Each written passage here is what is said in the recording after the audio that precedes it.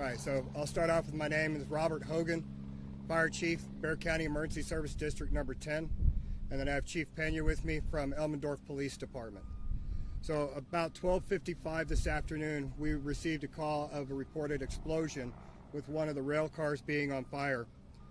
Upon arrival, most of the fire had been extinguished on its own. We immediately, based upon the reports of the explosion, launched multiple department resources to respond out here. We had Bexar County Emergency Service District number 10, Emergency Service District number 12, China Grove Fire Department, Emergency Service District number 2, Wilson County District 2, Bexar County Hazmat, Bexar County Office of Emergency Management, Bexar County Fire Marshal's Office, and a multitude of emergency medical service. We had 5 Acadian units respond, as well as 2 helicopters. We also, at about an hour, about 45 minutes later, called for San Antonio Fire Department for their technical rescue team.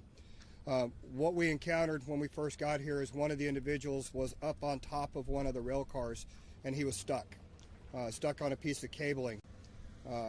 He was conscious, talking to us minimally, and then we also found out we had another victim inside the rail car. Right. The cause of the fire itself is under investigation. I won't be able to release any information on that, but it's under investigation. When San Antonio responded initially, they responded at 1:30 with 14 units, their technical rescue team for confined space, which results in their hazardous material team as well as their specialty rescue team.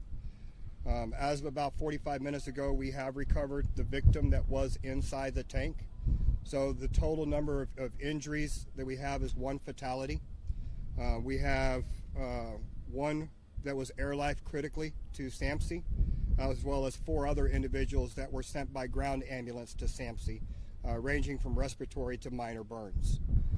We had 1 patient that suffered a minor injury to the leg as a result of everybody falling on top of one another, and he was assigned refusal. So at this point, as I said, the investigation is still ongoing as to the cause of it. We're not releasing any names of any individuals at this point due to next of kin notifications. Right, Chief Pena, anything you'd like to add? One, I'd like to add that we responded. Can we get you closer to the mic? Sure. One thing I'd like to add is that we responded quickly in this particular situation. My hearts go out to those families and those individuals that were injured. And of course, the one with the other situation, of course, that we found in the rail. I appreciate every single one of them, every single fire department, ESD 10, San Antonio Fire, Bexar County Sheriff's Office, all those who assisted us in this particular incident.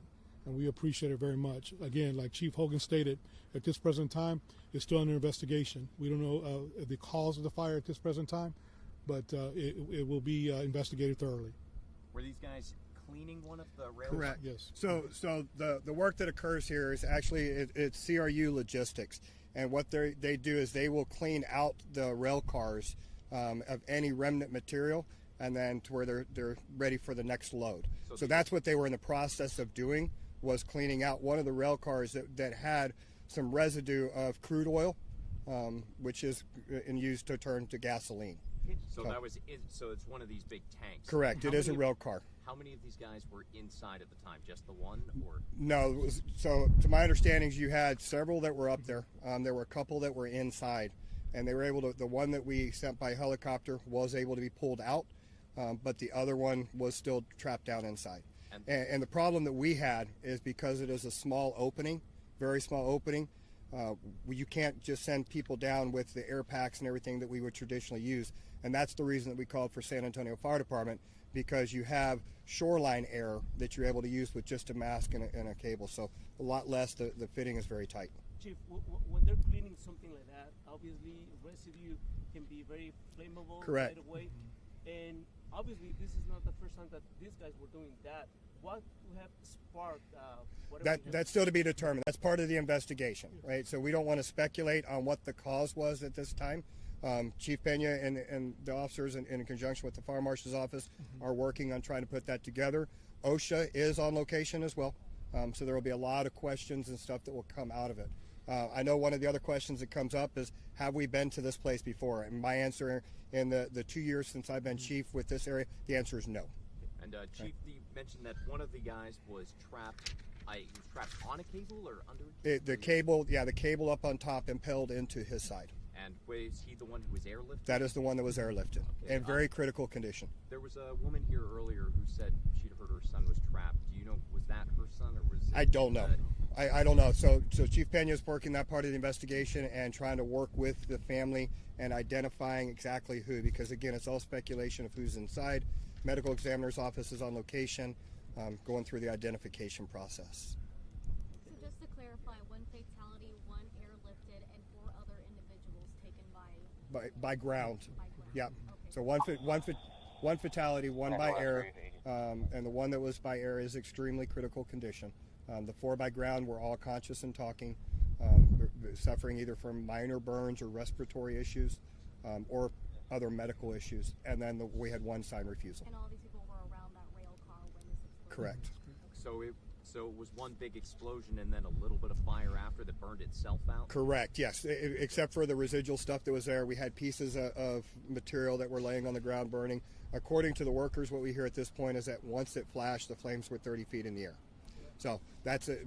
But upon our arrival, which was within like 6 minutes, Chief, y'all were here first. Yes. The fire had pretty much extinguished. That's exactly right. Fire, when we got here, the fire was already extinguished and so forth. Thank you, Chief. Your name again, Chief? Robert Hogan, and Chief Pena. Chief Marco Pena with the Elmendorf Police Department. Again, and I failed to mention, again, we appreciate all the law enforcement agencies and those who assisted us. Okay. Thanks. Chief Hogan, is the Yes. OSHA team that's looking into this, are they here throughout the night, over the weekend? They just arrived about 35 minutes ago, so we're just now starting to have conversations with them. What's kind of the ETA on, I know this is a very difficult scene to be Yeah. going through, but is there kind of a timetable of, when they could be wrapped up? Probably not. I don't know how long their investigations. I know part of their process, they're going to talk to every person that was here, try to figure out everything. They'll work with the medical examiner's office, with Chief Pena as well. So it's hard to say. And I know when you guys arrived, the fire was almost out by the time you were here. Yes. I know you say that they're here to clean out the remnants of empty fuel tanks and everything Correct. like that. Was there any risk of any of these other tankers or anything like that? No, and that was our concern. So the question that was asked was there risk of adjacent tank cars? Because there were multiple tank cars. The ones that were actually adjacent to it had already been cleaned. So. Will there be another update, or this is? Chief, I'll defer that to you. Yes, sir. Eventually, like I said, this is the preliminary investigation right now, and I'm sure throughout the days or weeks when this thing gets finalized, I'm sure there'll be an update as to exactly what occurred. Okay. Yeah, so this did occur within the city limits of Elmendorf, so Chief Pena is the one that's responsible for coordinating that investigation.